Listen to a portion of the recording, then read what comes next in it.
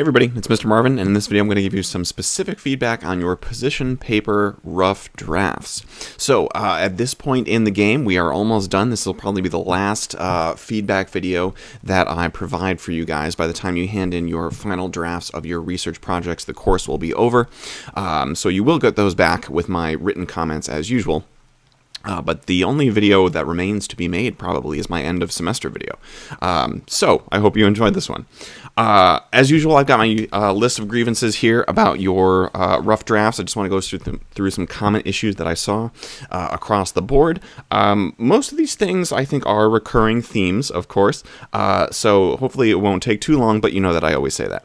So remember that rough drafts are not the place where I make all these specific grammatical corrections, and in this case, because this is your last rough draft out of the 4 papers that you guys have written for me over the past 15 or 16 weeks, I was pretty... I adhered to that no grammar fixes rule for the most part.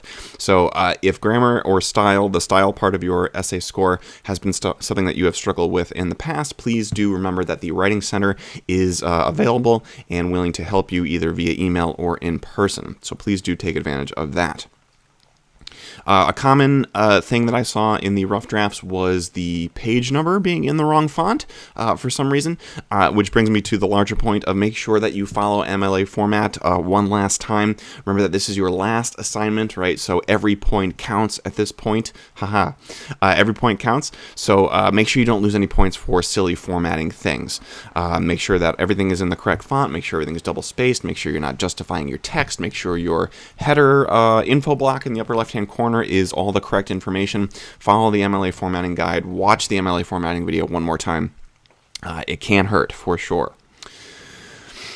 This is the position paper, right? Part of the research project. So once again, this is one half of your larger research project, right? So we did the first half, which was the background report. You guys have gotten that back from me.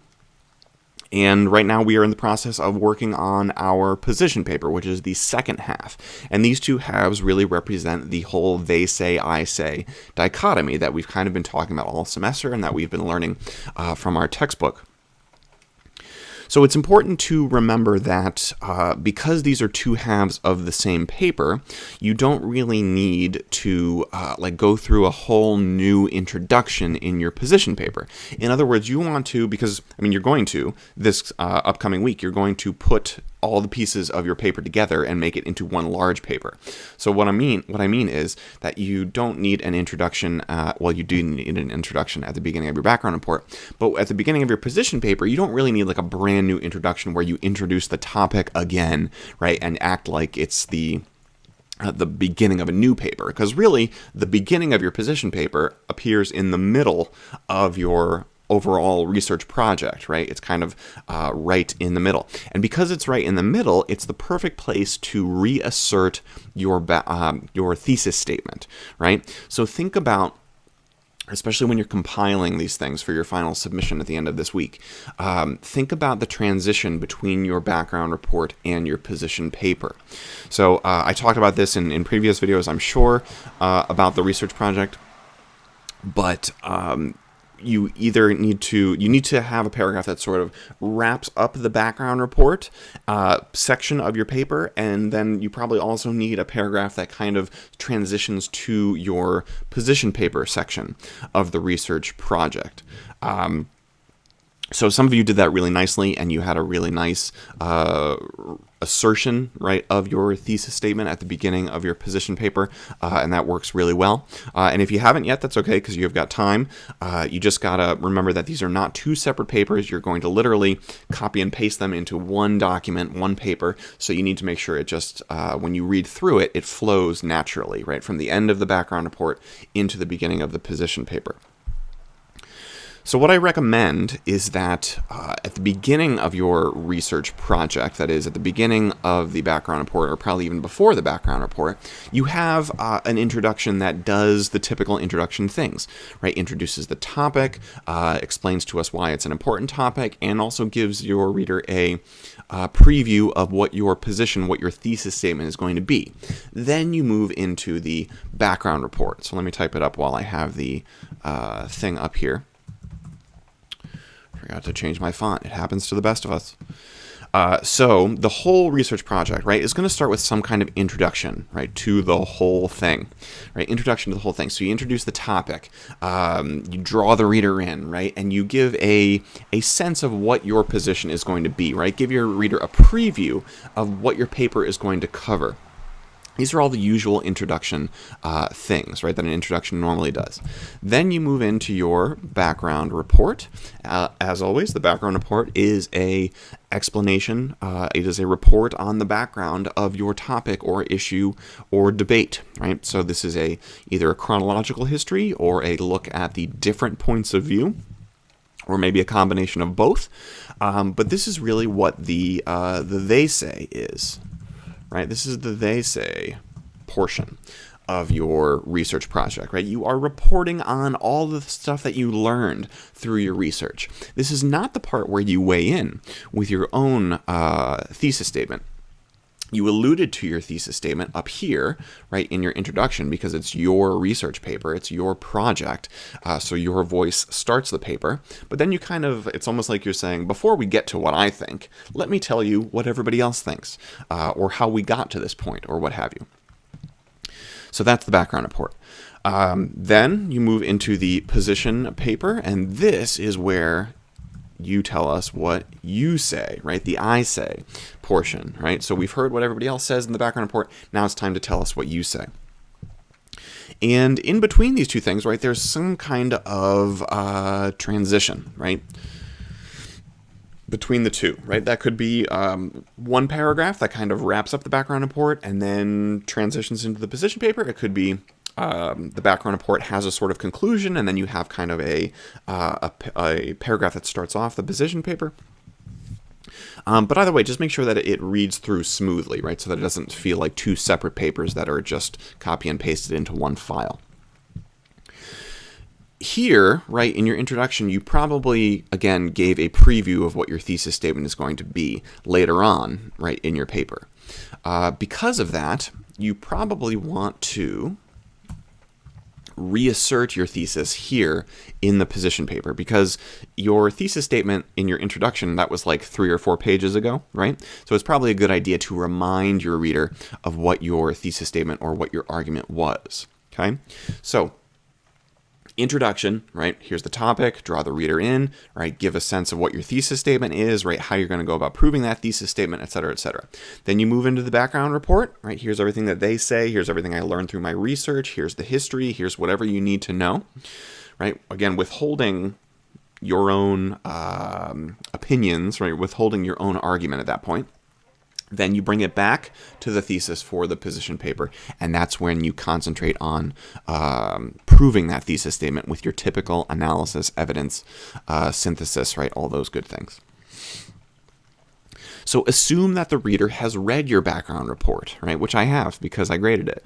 Okay, so assume that your reader has read the background report, and so when you start your position paper, you don't need to like start from square one, right? That's why you need this sort of transition to make sure it flows smoothly.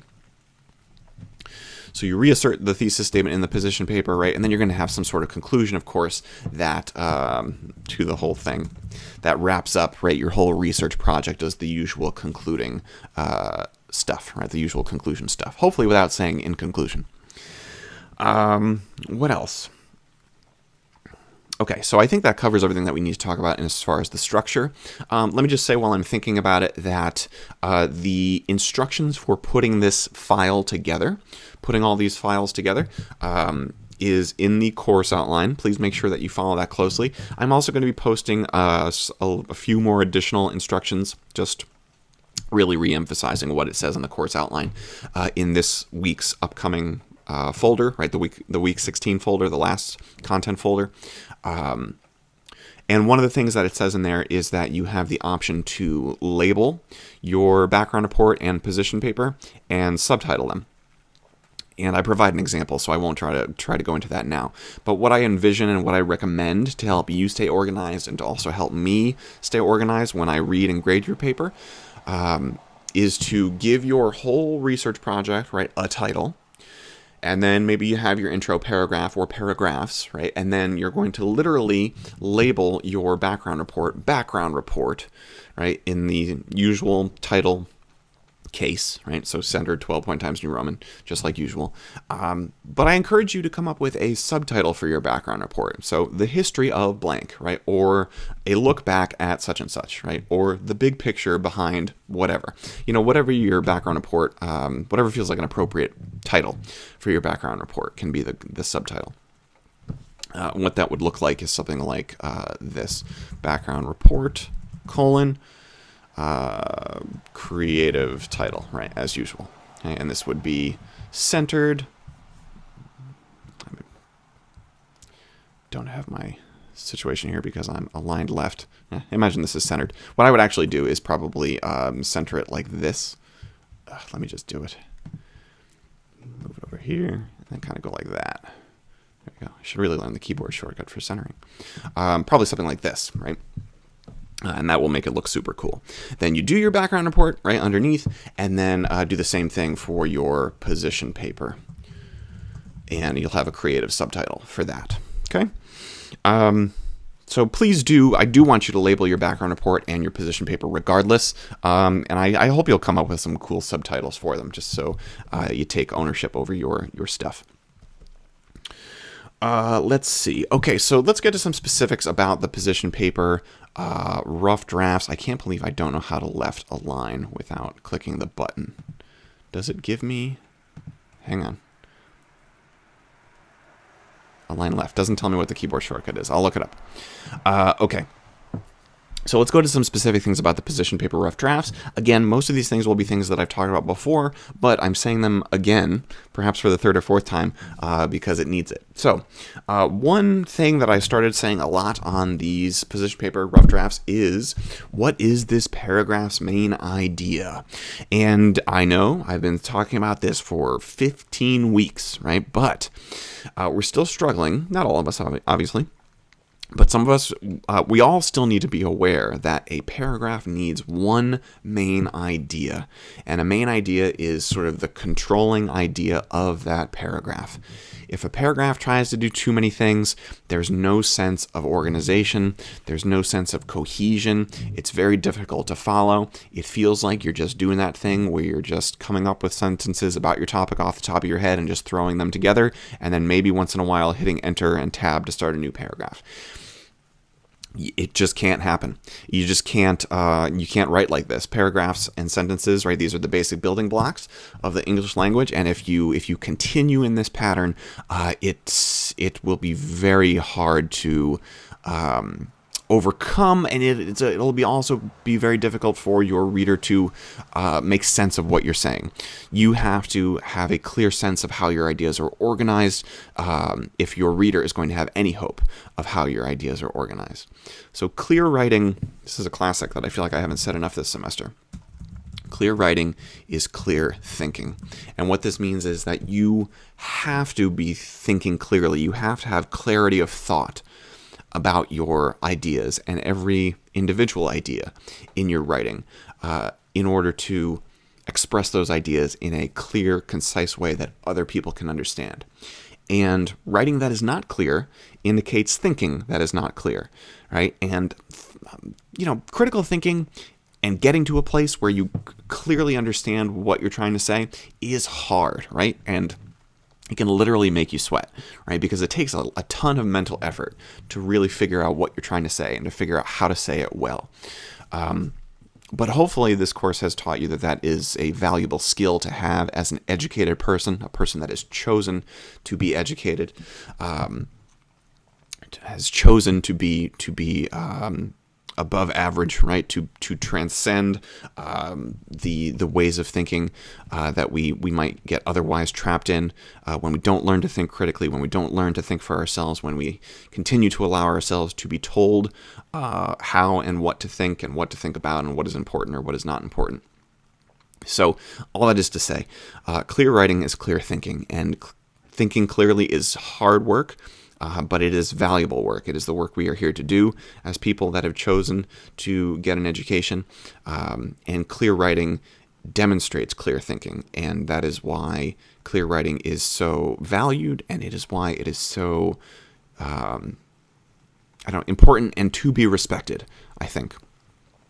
Again, I'm getting a little wistful at the end of the semester, I guess, but you will probably not have to write many essays when you finish your college courses, but you will always need to communicate in writing, and you will always be expected to do that in paragraphs that are focused and organized.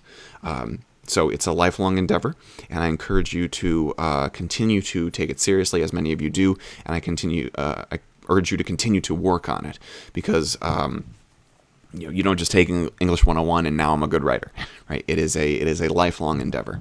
So enough said about that. It's also really late, of course, because it's a rough draft video, so I'm pretty sleepy. All right. Along those paragraph lines, paragraphs are self-contained units.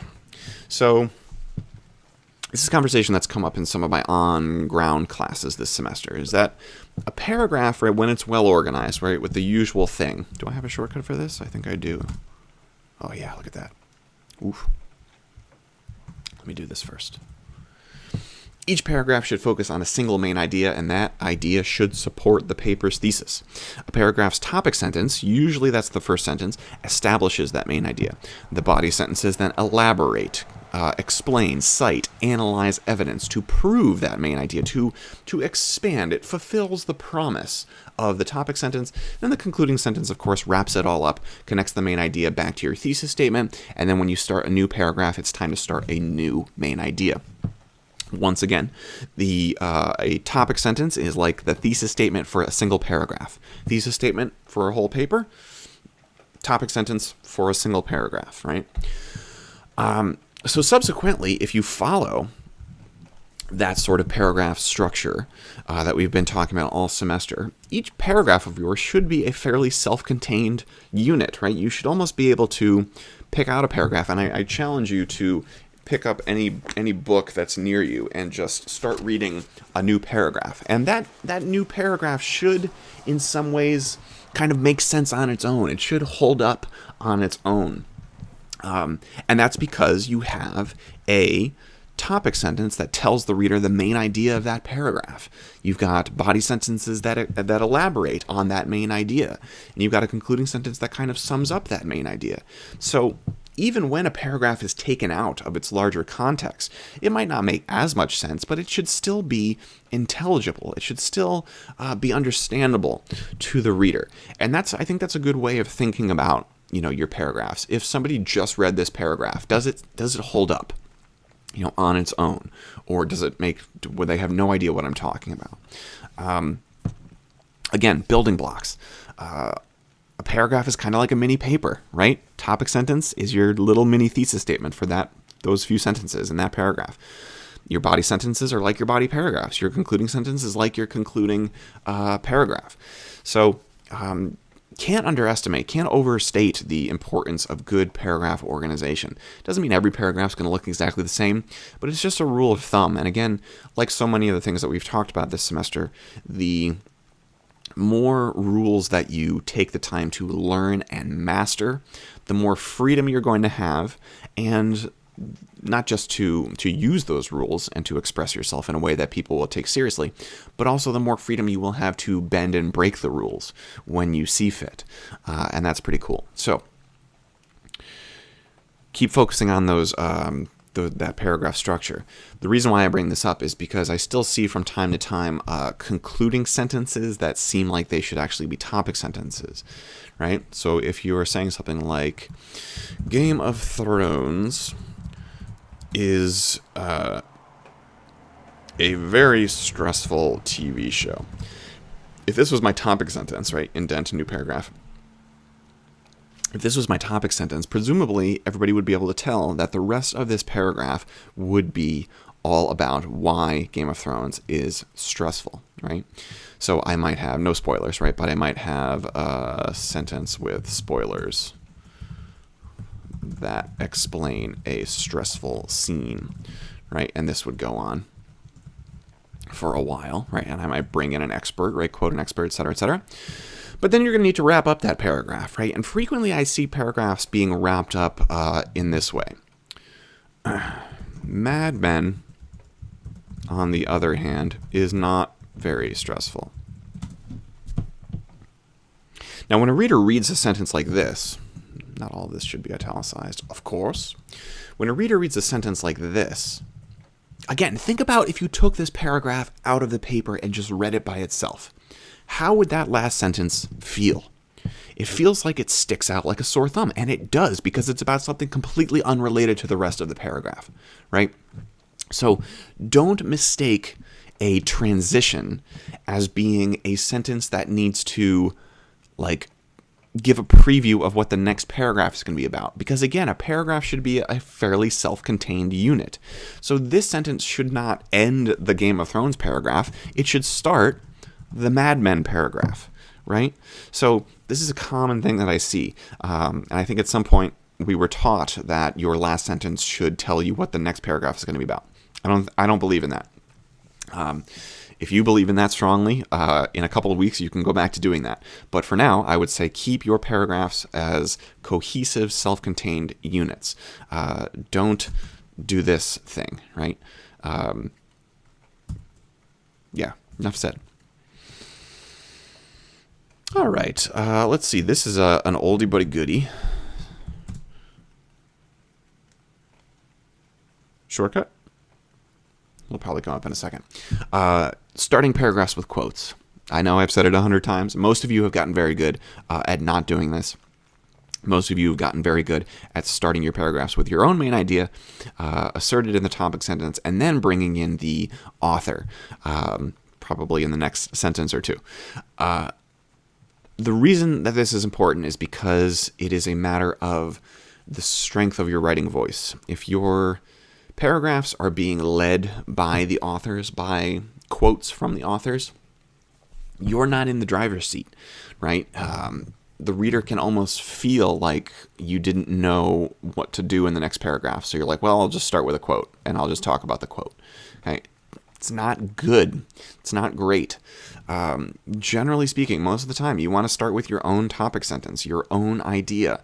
Then you bring in the other people to explain how those people's ideas support your own ideas, right? If you stick with the starting paragraphs with quotes, it really weakens your writing voice, I think, and the strength of your prose.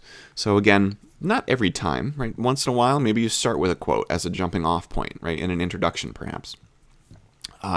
But generally speaking, most of the time, I think you are better off erring on the side of starting with your own voice and then bringing in the author, and of course, making sure that you follow up that quote with commentary, with the classic quote sandwich. I actually don't think I had to write down the quote sandwich for this feedback video, so that's good. Also along these same lines, please be careful of ending paragraphs with quotes.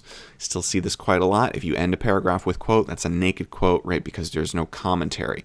You have to introduce the quote, but then you always have to comment on the quote. You have to explain to the reader why that quote matters, how it relates to your thesis statement, etc., etc.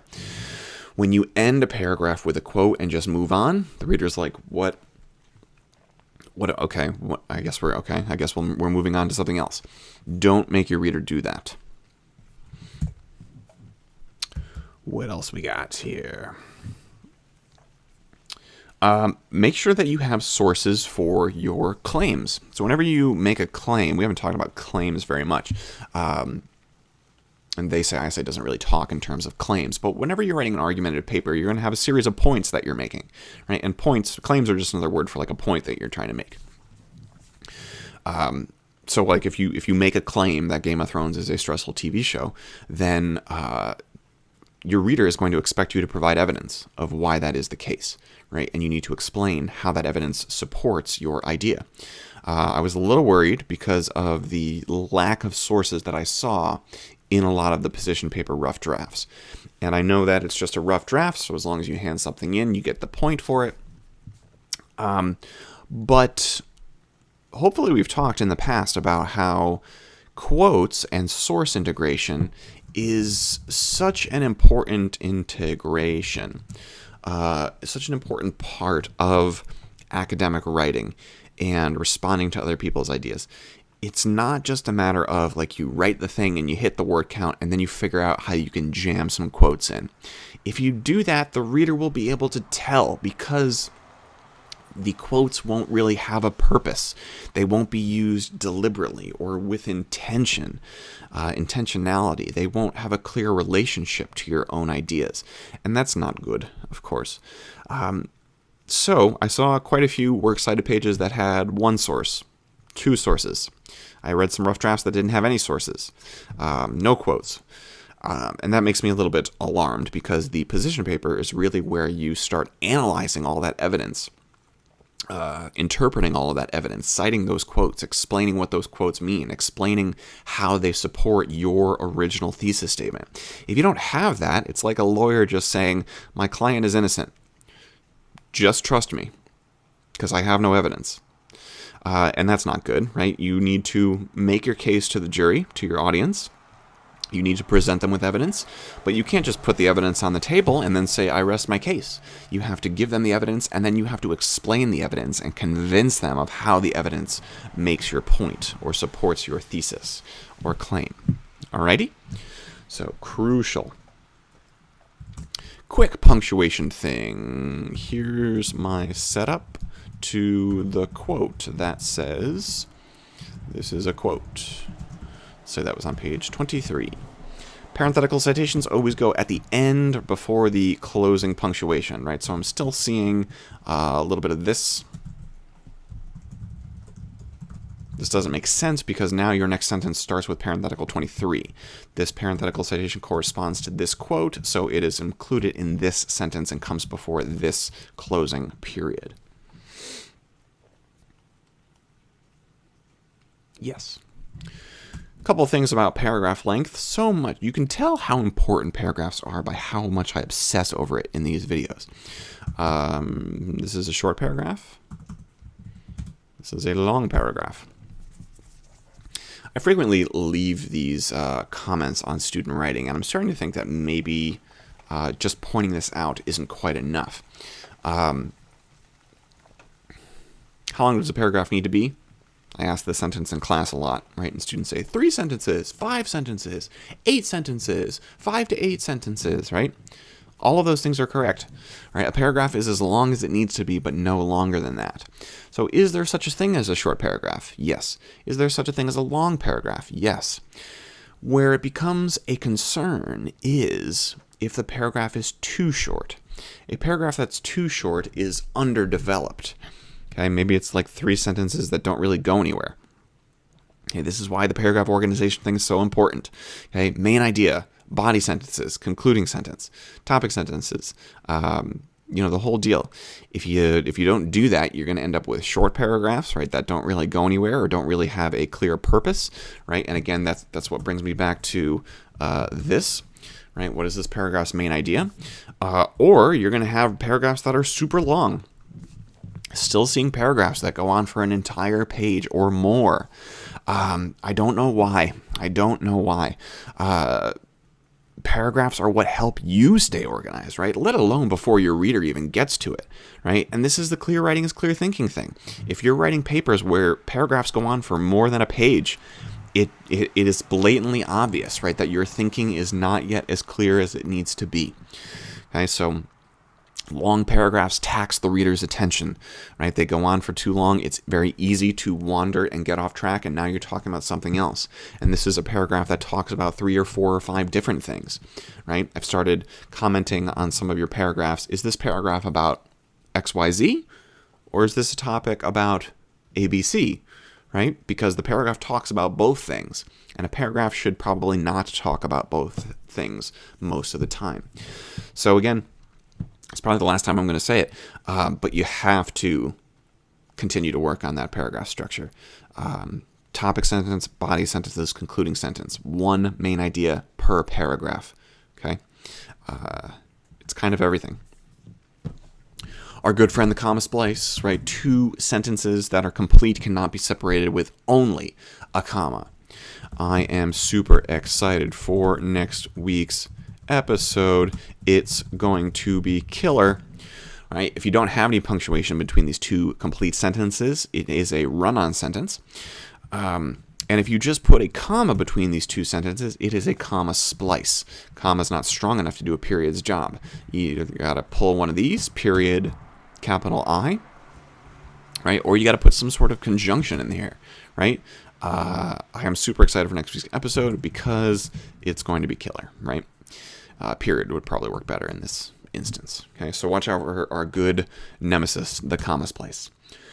Repeated words continue to appear. Remember that repetition is a valuable rhetorical tool, but it should not happen out of ignorance, right? If a word is repeated too many times in the same sentence or in the same couple or 3 lines, it becomes very distracting to the reader.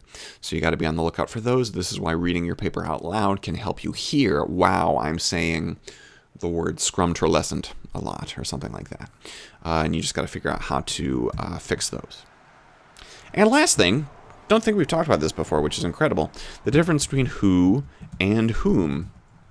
I think I only saw this in one paper, but I figured I'd give it to you as a final bit of wisdom. These words are not interchangeable, and if you use the wrong one, it can sound pretty silly. So the way that you figure this out, whether you should use who or whom, is by thinking about how you would answer the question, right? So if you were going to say, for example, if you were trying to figure out like who somebody's talking to on the phone, right? And you would say like, who are you talking to? And then you think, well, should it be whom are you talking to? Or is it who are you talking to? The way that you answer this question, who is you talking to? Who are you talking to? Is you figure out how you would answer the question, right? In this case, I would say, I am talking to him, right? So because it ends in him, right, instead of he, and him ends in M, right, that is your key, is your signal to know that it should be whom. So if you can answer the question with him, it's whom. Whom is the correct usage. So technically, whom are you talking to is grammatically correct, right? Because you would say, I am talking to him, right? If you were going to say, who is coming to the party, right? You would say, he is coming to the party. You wouldn't say him is coming to the party. So in this case, who is correct, right? And I use the masculine pronouns here because him and whom both end in M. So it's a good way to remember it. But if you can remember it with she and her, right, that works fine too. Okay? But that's how you figure out when it's who and when it's whom. When in doubt, you should be able to do this trick, but when in doubt, use who, because who never sounds wrong, right? Who are you talking to? That sounds perfectly normal, even though it's not technically correct. But if you use whom incorrectly, it's definitely can sound silly, right? Whom is coming to the party? What's wrong with you, right? That sort of thing. Okay, that's all I've got. So how long was this video? How did we do?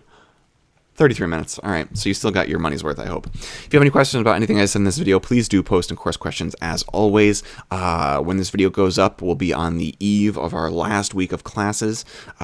You will be doing your peer reviews one final time. You will be putting your research projects together and submitting your final drafts. A couple of other things that'll be in the week folder that I hope you'll pay attention to. But for now, I hope you guys are having a good weekend. Happy Mother's Day for those of you that applies to. And I will see you guys online for one more week.